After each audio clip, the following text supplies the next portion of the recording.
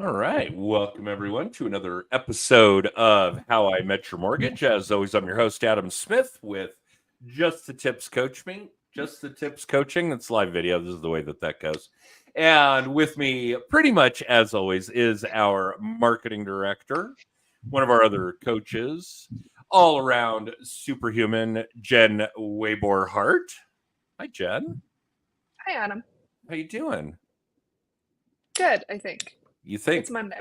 It is Monday, although our podcast audience doesn't know that.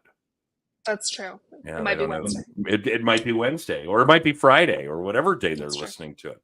All right, so we want to welcome a pretty cool guest to the show, somebody we have been pining to have on, and scheduling conflicts and, well, just the decades, plural, long history that we all have in our respective businesses makes us very busy and difficult to coordinate. But this one we've been working on for some time. So welcome to the show for the first time, Jason Daniels. Hey, Jason. Hey, thanks, Adam. I'm glad we could align our schedules, and I'm happy to be here. And yeah, let me know when I'd love to share whatever information I can. Okay, so let's start with height, weight, astrological sign, American Express number, expiration date, and CVV code. And blood type? And blood type, yes. And if you wouldn't mind sharing your high school transcripts with us, that would be fantastic. But actually, I would love to get a little bit of background. I don't necessarily want to know your high school grades, and frankly, I don't remember mine, although I know they didn't probably start with A.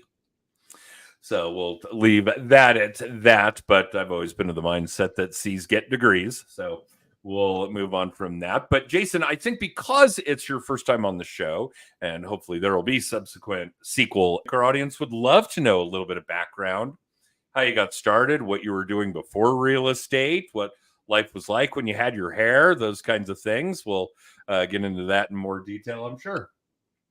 Yeah, so my name's Jason Daniels. I'm the founder and CEO of Finch and Gable Real Estate Company, headquartered in Colorado Springs, Colorado. My team and I in brokerage service the Front Range, parts of the Denver metro area, the heart of Colorado Springs, and then, kind of up into Teller County. So I've been doing this for 21 years as a broker in the state of Colorado. I'm one of those weird natives. I was born in Colorado Springs, attended school at Fort Collins, started in civil engineering, got a degree in construction management, and lived in the Denver metro area, working in the construction industry for some time. And in 2003, I decided I was tired of working for the man and was either going to start my own construction company or get into the real estate business. Why not? So I got into the real estate business in 2003.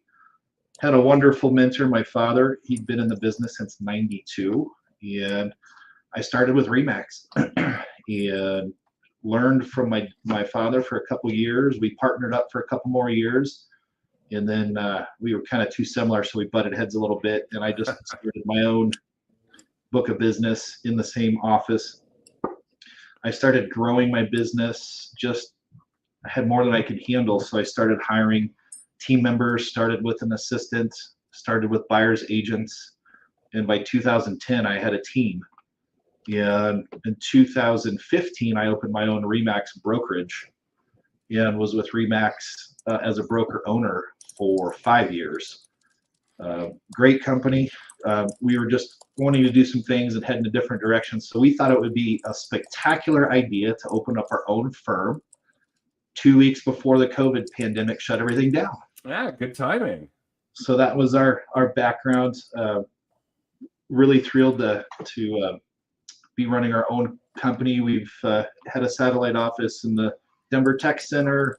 Our main office is in Colorado Springs. We've been anywhere as many as 18 agents and 12 administrative staff, down to, we're really lean and mean right now. There's 2 agents and about 5 administrative staff VAs. So we're just kind of lean and mean. And we've ran as many as 300 plus transactions in a year down to about 85. So we've kind of seen the gamut. We're approaching $800 million in sales, or I am, for my career. So we've got a few transactions under our belt. And that's about the gist of it. I mean, that's just kind of the real quick where we're at. I think that covers everything. Jen, are you good?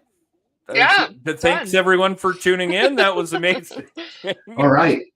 I did know that you had gone to school in Fort Collins, as did I. Go Rams.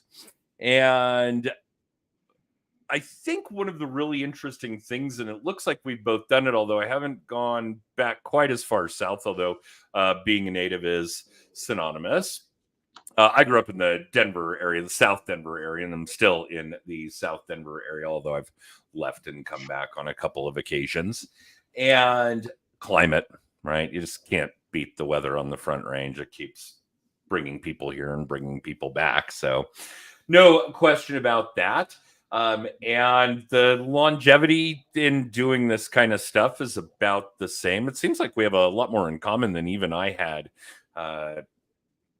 realized, I guess, other than the fact that you have 6 kids. 6? That's right. Yeah, we were talking. 4, 5, 6. 6 kids. My oldest is 25 and married and lives in Arizona with his wife. And then the other 5 live at home with my wife and I now. Our youngest is 8. She keeps us young. But yeah, 4 boys, 2 girls, and everything, in our family revolves around family.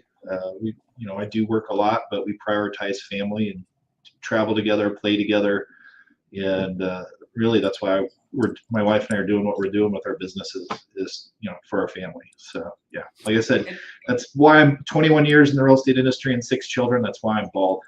I get it. It's why I'm gray. So yeah, in fact, this my is really 22-year-old interesting. actually. Oh, sorry. Go ahead. No, go ahead, please. Tell us about your 22-year-old. He actually works with us at Finch and Gable. He runs our ISA department. He's doing a really good job, and so he's helping us grow the business. And then I have a 17-year-old daughter who helped me flip a home because that's what she wanted to do. We homeschool our kids, and so last fall semester we flipped a home, and she's been attending open houses with me. Wants to get her broker's license soon. So I'm sorry, she's 16. I don't want to age her yet. We have a 17-year-old son, a 16-year-old daughter. So I think it's going to end up being a nice family business that they can help continue on. Wow. Okay, this is and you had mentioned in there briefly that your kids have been homeschooled. Yes. Where do you guys find the time for all this? And before I let you go deeper into that, I think it's important to understand for our audience that may be new to this is that we've got a fairly significant vetting process before we're letting random guests on the show. And obviously, Jason's not really random. We've been running in the same circles for literally decades. But that you guys, as our listening audience, as our viewing audience, should know that Jason's producing some fucking deals. He is moving transactions through his business where he wouldn't have even been asked to be on the show to begin with. So that being said, he is a high producing agent, a father of 6, a business owner, an adult daycare provider to some degree because he's got other agents and support staff. And Jason, you mentioned that you have homeschooled a half a dozen children. How do you guys find time for this? And your wife runs a business and has a podcast, and we should probably give that a nod as well. But this is crazy. Did you forego sleeping and eating? What's the deal? Where do you find the time? Sleeping and eating, we'll do that later. Okay. So, no, I do get up at 4:30 in the morning to start my day, and I usually get to sleep around 10:30 or 11. So yes, I try and catch up with sleep on the weekends a little bit, but we just do a lot of planning. It's on our calendar. The homeschooling, we kind of tie into the businesses we're doing. We allow our children to start businesses. And so a lot of it kind of rolls in together. So it's not as complicated as it maybe sounds. At first, it was very overwhelming.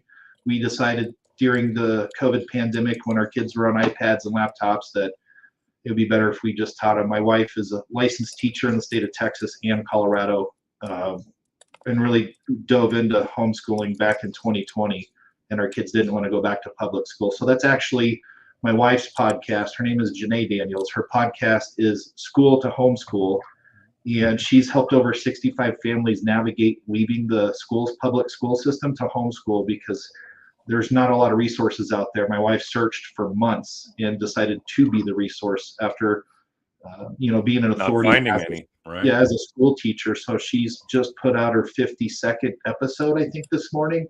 in less than a year. She has over 15,000 downloads. So if anyone's curious about it, she's helped single parents, both working parents, how to navigate homeschooling when they think it's impossible, and those that are afraid to leave the school system, wondering how it's going to affect their children's ability to get into college or start a career.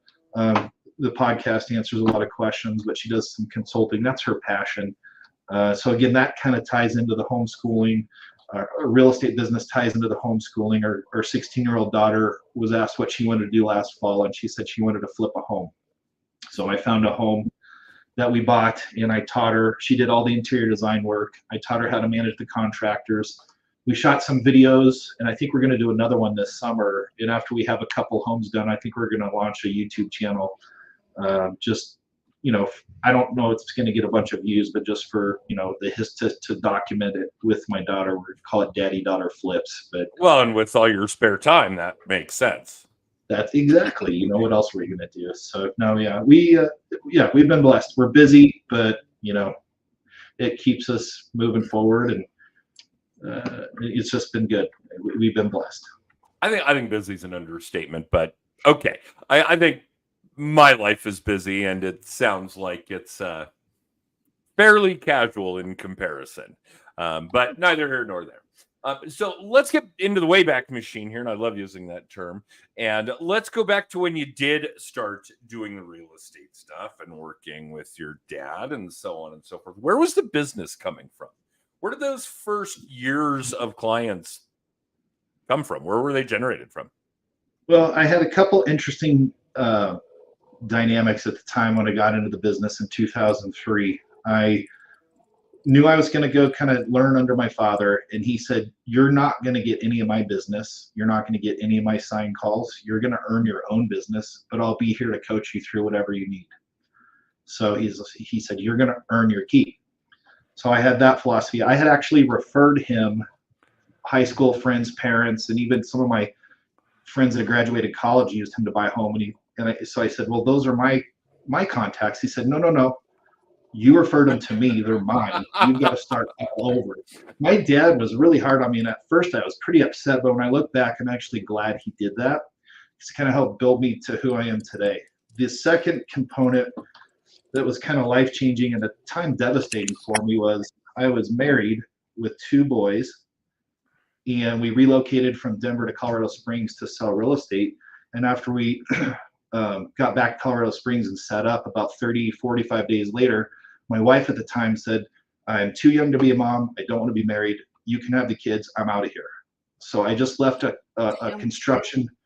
corporate job with health benefits and life insurance and the whole package. I'd walked away from it thinking I'd have a spouse that would help me kind of get started in the industry. So I was like sink or swim. I had to get started. So I started making connections at the church I went to. I literally just started knocking doors, like hundreds of doors.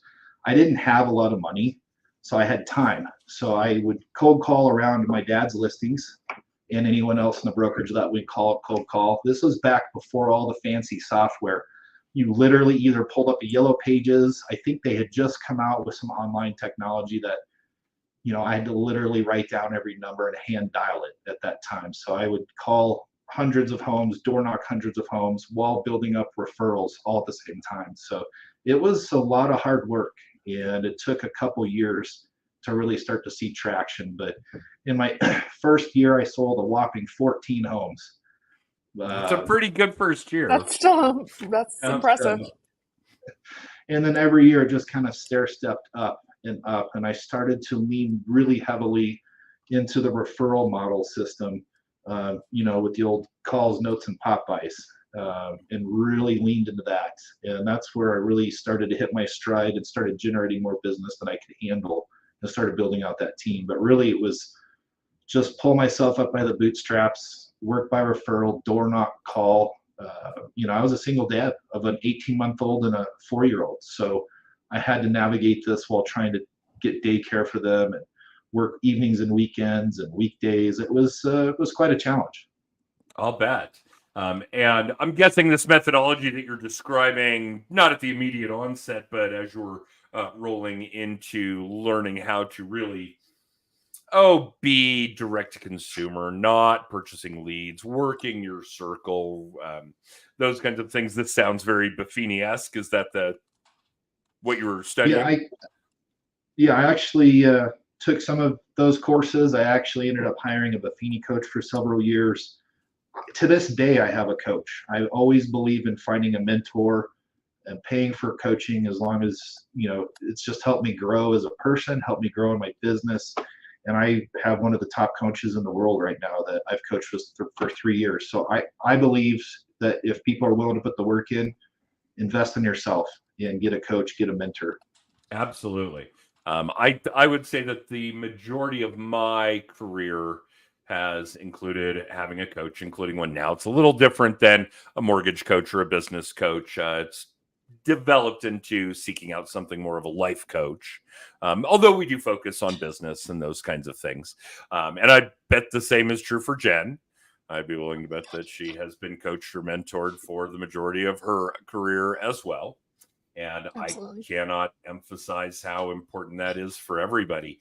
And we've done quite a bit of content, video blogs and podcasts and those kinds of things on why you need a coach, why you need a mentor. And there is such a wide gamut of opportunities available for people in that space. You've got to really spend some time. You've really got to introspect and figure out what you need to be coached on before you can go find a coach.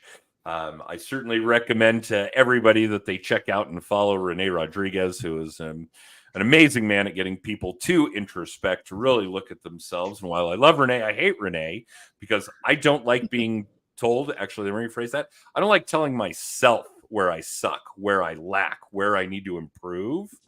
That's a very difficult thing for humans to really take a look inside and see what's going on there. And he is a master at getting people to do that. That kind of activity, that kind of true introspection would be a really good first step for all of you to figure out what you need to be coached on.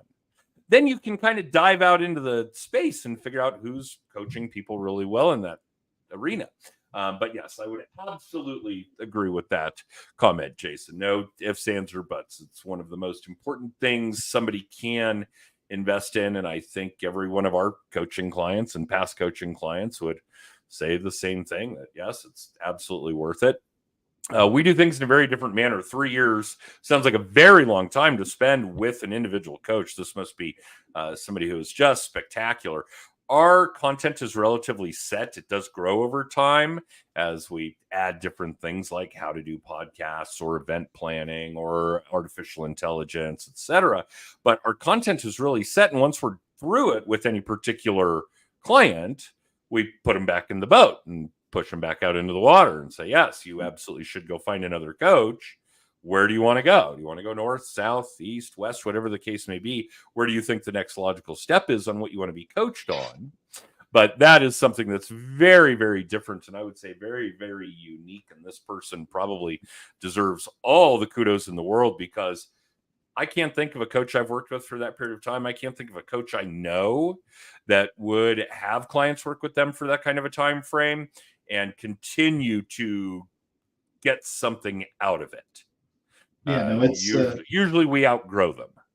Yeah, he's pretty unique in that, just like you said, any good coach or consultant worth their grain of salt is going to help you be honest with yourself, so you can know what, like you said, what do you need to work on, and number two, what are you willing to work on? Because you may identify and be honest with what you want, but are you willing to do the work daily, consistently, to make those results show up for you? So it's critical. Not to get too far out there with what we've got going on, but I'm launching a private equity capital firm to buy multifamily, self-storage, and private debt. So I've got a separate coach for that, but my main coach is helping me with mindset and he's a real estate coach as well, and he coaches developers, he develops coaches. So it's really good. I also have a fitness coach and a health coach. So I really believe that, it's very important. Just like, the best golfers in the world have more than one coach. And like you said, sometimes some are for a season, some are for a reason, and some may be long term. Well, that's certainly long term, although I do like the sound of that. And yes, coaching developers and developing coaches is really a cool statement that way. So I'm guessing at this point, after a couple of decades and really learning, and before we go down this road, I don't want to discount any of the things that Jason did for lead generation tactics and purposes in the early part of his career. I am never going to be opposed to things like door knocking. We have a coaching client, young guy, actually in your market, and he says he wants to try door knocking. I'm great. It's not something I would do. I think my activities have a different or better ROI, but try it. And like you had said about the consistency, the constancy, to the things we heavily preach on and talk about and write about and so on and so forth, are great. Go door knock. And he says, I'm going to do 4 hours every Saturday. Thumbs high. Go for it. And after a month, he said, well, that didn't work. I was like, wait. You did 4 hours, 4 Saturdays, 16 hours. That's like one work day in the life of a new agent. Tell me it sucked. Tell me you hated doing it. But don't tell me it didn't work. If you did 4 hours every Saturday for a year, that shit would work. So I certainly don't want to detract from anybody's lead gen techniques or tactics, and certainly not when we're starting out. We still talk all the time about how when rideshare first appeared, Uber, Lyft, that the agents who weren't cutting it as agents were doing Uber. Like, thinking back on it, if I were a brand new loan originator and rideshare had exposed, delivery service had exposed, being a gigolo in general, it's probably something I would do for the purposes of supplementing income, meeting new people, so on and so forth. So after years of that, a decade later, I will never judge somebody for how they want to do their lead gen, only if they don't do it. Be constant, be consistent. If you guys are drilling down on some of these things that you want to do that you think are going to make good lead gen techniques, then do them by all means, but be constant and consistent with them. Don't give up on it, and don't give it a 16-hour crack and then decide it didn't work. You've got to be diligent, right? You've got to do the work, as Jason had described. So in any case, Jason, I'm guessing now that the business, as it were, is pretty much strictly repeat and referral, repeat clients, client referrals, that kind of thing. Well, we do a myriad of different activities. And back to the door knocking, I'm a marketing and sales guy. I believe you have to have intention with everything. So when I door knocked, I selected a farm neighborhood, handed out flyers, put stuff on people's doors, did the leave behinds, sponsored garage sales. But if you just pray and spray and door knock random doors all over town, it's not going to have success. So, but when you're new, most people have more time than money. But right now, we have a pretty well balanced lead generation system. Yes, we have a lot of past clients. We have over 2,300 clients that we've bought or helped buy or sell a home. However, we've done a lot of online lead generation for over a decade with multiple websites, Google pay-per-click, different firms and strategies. Our database of email addresses and phone numbers where people opted in is approaching 36,000. So we now work our database. We have several tech stacks that we use to overlap, and we send out newsletters and emails and video and social media. So we have a variety of ways. We get a lot of business from Google. We have we had over 750 5-star plus reviews, but Google keeps taking them down. So I think we're down to 628. But we have a lot of different strategies that we've honed in on. We also just launched to purposely increase our sales price. We launched a newspaper in a zip code here in Colorado Springs on the north end. We want, the average home sale price is approaching 900,000, and so far it's working. We've sent out 3 issues, and I was thinking it was going to take 12 to 18 months to hit, but it's actually working after just 3 issues. So I've also, in the past, when we had larger numbers of agents, we've done TV, radio, billboard, We had a national ad agency. So my experience in marketing is from all the way down from door knocking to spending 6 figures a month on TV, radio, billboard. So, I mean, feel free to ask me any questions along those lines. We've really scaled back when the market shifted, and we've kind of hyper targeted with our newspaper we mail out. We do a lot of targeted online marketing. We've kind of gone away from the large billboard, TV, radio type of marketing at this point.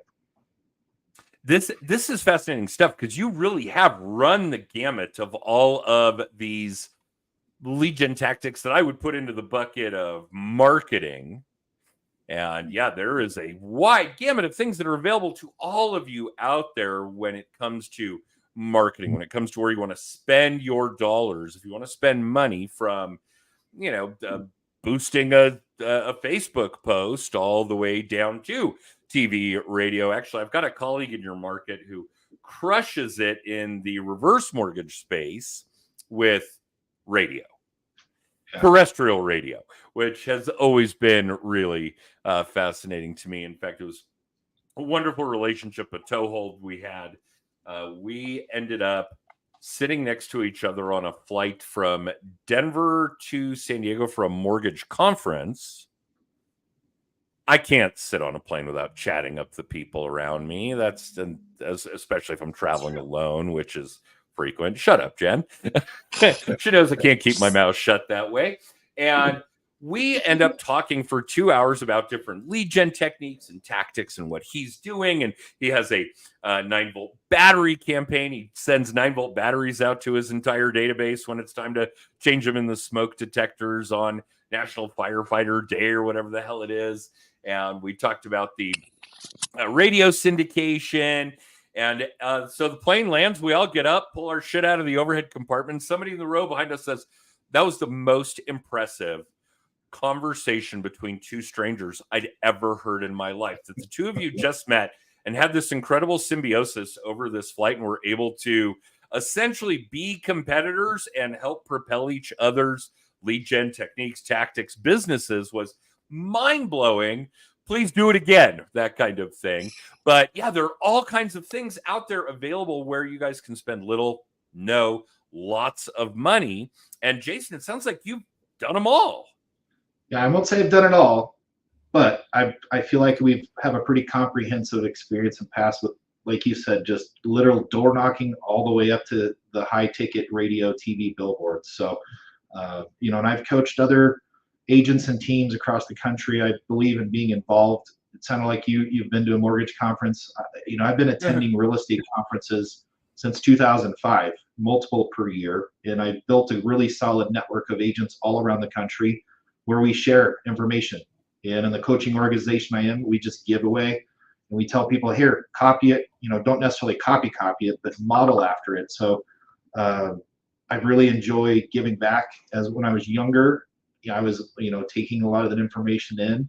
And then now that I've been in the industry long enough, I'm able to give back. And that's one of the reasons why I opened a brokerage in 2015 is I really wanted to build a platform to be able to give back to individual agents one-on-one. So, I'm always willing to have a phone conversation or a Zoom meeting with someone that needs help or has a question. Which exhibits nothing but the abundance mindset. And for those of you listening or watching live or in syndication, if your mentor, if your coach, and even write words straight from Jason's mouth, copy it, take it, steal it. We do that all the time with our coaching clients when it comes to video and graphics templates and on and on. The people, if your coach, your mentor, your colleagues have a scarcity mindset and they are holding things close to the chest, then odds are probably good they suck at what they're doing. The people that are really good at what they do know there's enough business to go around for the other people that are really good at what they do. Listen to those people. Take what they can give, and they're willing to give, because those are the ones that are going to be in the position where Jason is after a couple decades of hard work. And the other one is, going to be sticking signs in yards when they're 80 years old or whatever the case may be. Yeah. Well, Adam,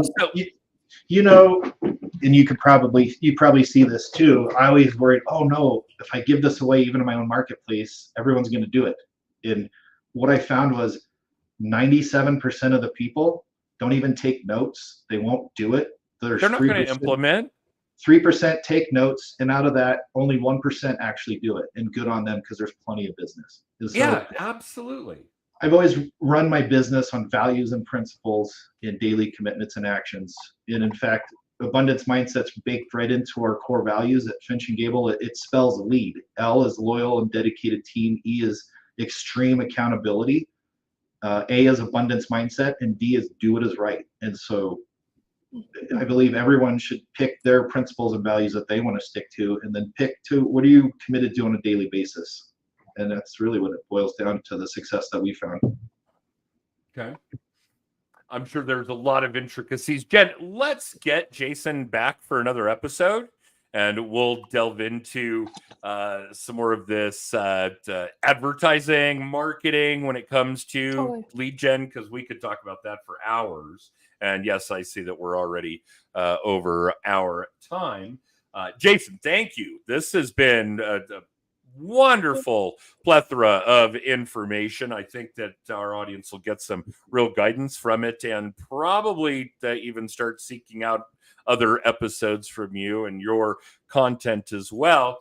And Jen, I know we have a ton going on at Just the Tips, and this is a very big week for us. I don't know if Jason knows, but certainly fill him and the rest of our audience in on what we're up to, including this week.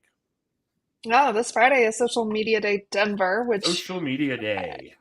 I don't know how we're already to mid-June. I was just saying that to another client this morning, but we have some great content lined up. It's great every year, but I am very proud. All of our speakers are female this year, which I think is really cool. Minus Adam helping me MC, but it is all women on stage this year, and we have some really unique content. We're covering AI. We'll talk about LinkedIn. We'll talk about Google business profiles, as they're now calling them.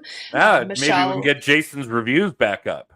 Right. Michelle and Brett have a whole new program that they are launching, a DIY for Google business profiles, that I'm really excited to share with everybody. But then we also have a grief counselor coming in who also specializes in the mental health side of social media, which I think is so incredibly important. And I'm really excited to have Sam come speak. And then, of course, there's yeah, she's so cool.